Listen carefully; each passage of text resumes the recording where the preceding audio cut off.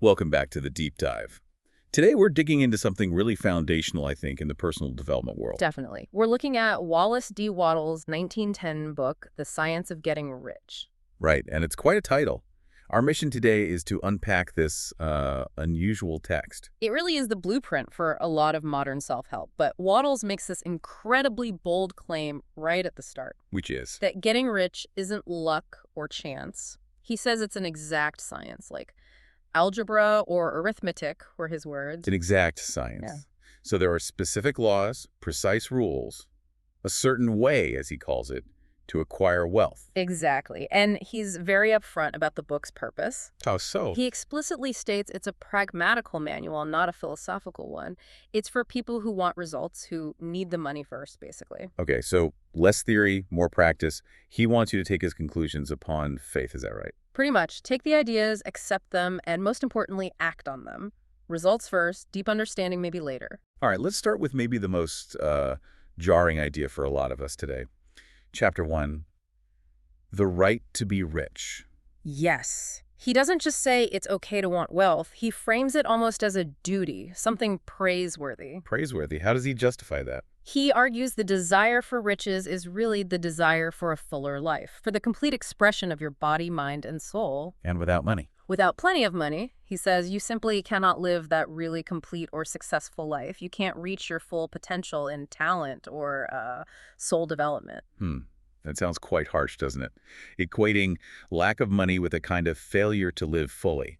What about simple living or people facing systemic poverty? It is strong language, but he frames the judgment, I think, more internally. He actually calls it sinful, to be content with less than you're capable of becoming or experiencing. Sinful. Against whom? Against yourself, primarily. Against your potential. He gets specific. A full mental life needs books, travel, art. A full physical life needs good food, shelter, rest. And spiritual life. He connects that strongly to love and giving. You need the means to benefit others, to express generosity. If you have nothing tangible to give, your expression of love is limited. Okay, so if wealth is the necessary tool for this self-actualization, then understanding how to get it becomes crucial. Precisely. Which brings us back to his core assertion from Chapter 2. Owning money and property comes from doing things in a certain way. And crucially, this certain way isn't what we usually assume. Right. He immediately pushes back on common ideas. It's not mainly about your environment.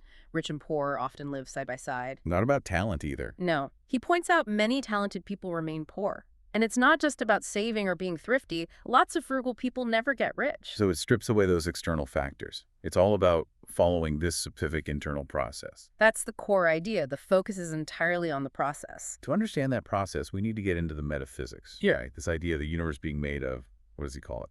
One original formless stuff or substance. It's a monistic view. Everything comes from one source, and this source is thinking substance. Thinking substance. So it's not inert material. Not at all. Think of it like an intelligent field, maybe. Like early ideas about electricity or radio waves unseen, but powerful and pervasive. It permeates and fills everything. And it's alive. Intelligent? Yes, and this is key. It's inherently driven towards more life, towards fuller functioning, expansion. It wants to express more life through us. Okay, so how do we interact with this substance? This leads to the first principle of creation in his system. Thought is the only power that can produce tangible riches from this formless substance. So our thoughts impress upon this substance. Exactly. When you form a clear mental image, you're essentially giving form to this intelligent, formless potential. You impress your thought onto it, and the thing you think about is created. He uses an analogy, right, about building a house. Yeah, a good one. Holding the detailed thought of a specific house doesn't make bricks appear instantly.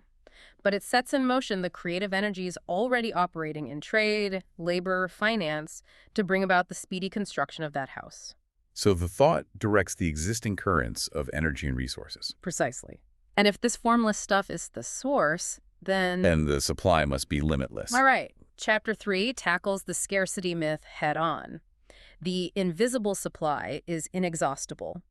No one is poor because nature is poor or running out of stuff. That's a huge shift in perspective from competition. A massive one. It means you have to operate as a creator, not a competitor. You're not fighting for a limited slice of pie. You're drawing new wealth from an infinite source. Wattles says the formless substance will not let him be without any good thing. Which implies a sort of inherent abundance, provided you align with it. This brings us squarely into the mental components needed for this certain way. First up is the power of vision. Chapter 8, I think. Yes. It's not just vaguely wanting more money. You need a clear and definite mental picture of what you want. A coherent image, held constantly. Like a sailor keeping sight of the port. Exactly. But it's not just the picture. You need two other things with it. Which are? The unwavering purpose to get it, to make it real, and the absolute faith that it's already yours. Or at least on its way. The mental attitude of ownership. You live from that state of having it mentally before it arrives physically. That's the idea. You have to embody it in your mind first. And supporting all this mental work is something Wattles emphasizes heavily: gratitude. He calls it the single most important thing for creating a harmonious relationship with the formless intelligence. Chapter 7 is all about this. Why is gratitude so critical? What's the mechanism? Well, on one level, it connects your mind more closely to the source of all good things, the limitless supply.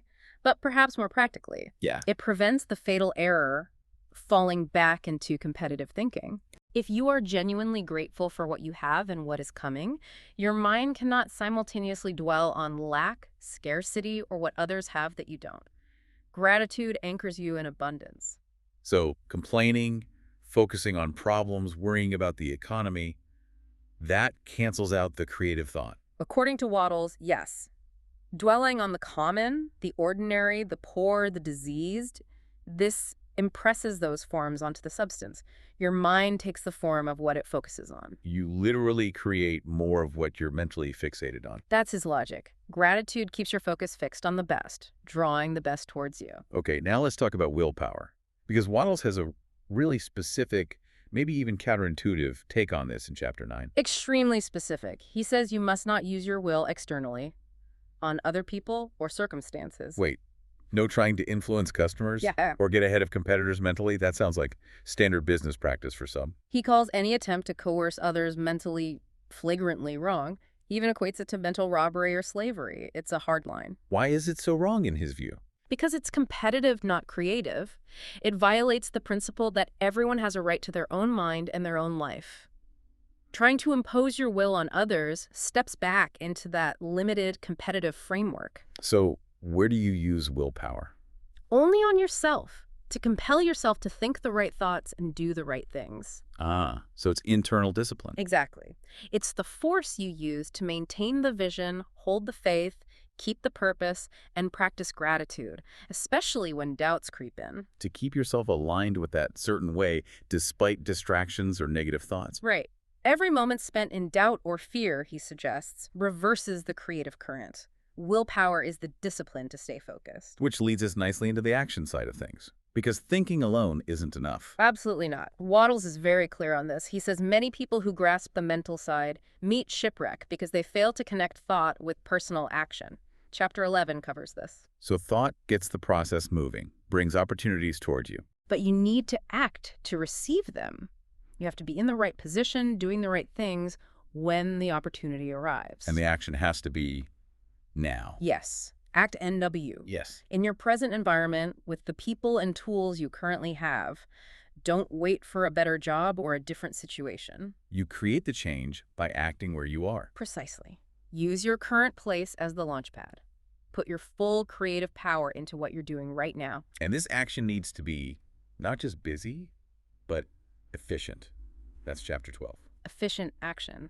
You must do all that you can do each day, but the emphasis isn't on frantic hurry or overwork. It's on the quality of the action. What defines quality or efficiency for Wattles? It means putting the whole power of your faith and purpose into each separate act, no matter how mundane it seems. So every act becomes a success in itself. Yes, and that's how you advance. He says you advance by being larger than your present place. If every act is successful, imbued with this power, your overall progress is inevitable. This really ties into how you should interact with others in business, doesn't it? The ethical side. Definitely. Chapters 14 and 6 touch on this. It's about conveying the impression of increase. The impression of increase, what does that mean practically? He gives a clear rule. You must always give every person more in use value than you take from them in cash value. More use value than cash value. Can you give an example? Sure.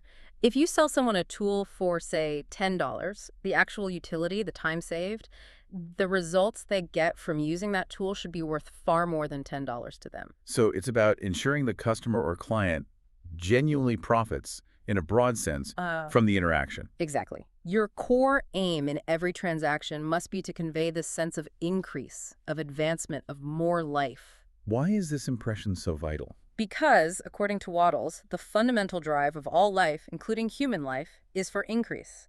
People are naturally attracted to sources that promise more life, more advancement. So they'll gravitate towards the person, the advancing man as he calls him, who offers that. Yes. If interacting with you consistently leads to their own gain and progress, they will seek you out. It becomes a magnetic force based on mutual benefit through creation. And this completely avoids the competitive mindset again. Trying to get more cash for less value is Pure competition. It breaks the creative principle. It stems from that desire to dominate or get ahead at the expense of others, which he warns against repeatedly. focus on the common good. He quotes Golden Rule Jones, right? What I want for myself, I want for everybody. That sums up the creative ideal. Your success shouldn't diminish anyone else's potential for success. It really is a whole system, a science, as he claims. It ties together neatly. Let's recap the formula from Chapter 17. Believe in the one thinking substance. Form a clear, detailed mental image of what you desire. Hold it with unwavering faith that it's coming and unwavering purpose to get it. Sustain this connection through continuous, heartfelt gratitude. And then act in a certain way. Which means acting now, efficiently in your current role, making every act a success. And always, always conveying the impression of increase by giving more use value than you receive in cash value. There's also that interesting point about failure, isn't there? Oh, right.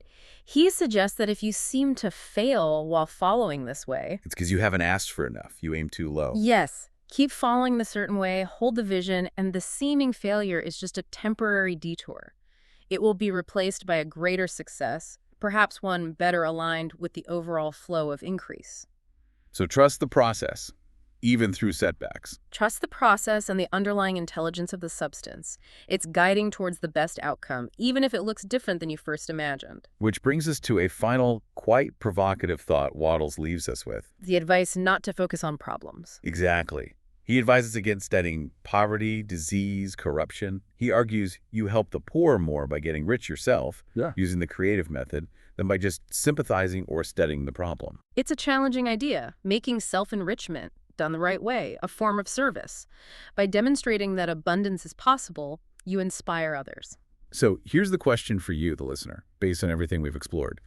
If getting rich creatively is a kind of scientific duty, as Wattles frames it, what's the one habit of competitive thought, or maybe one area of inefficient action in your life right now that you need to jettison today to truly step onto that advancing life path?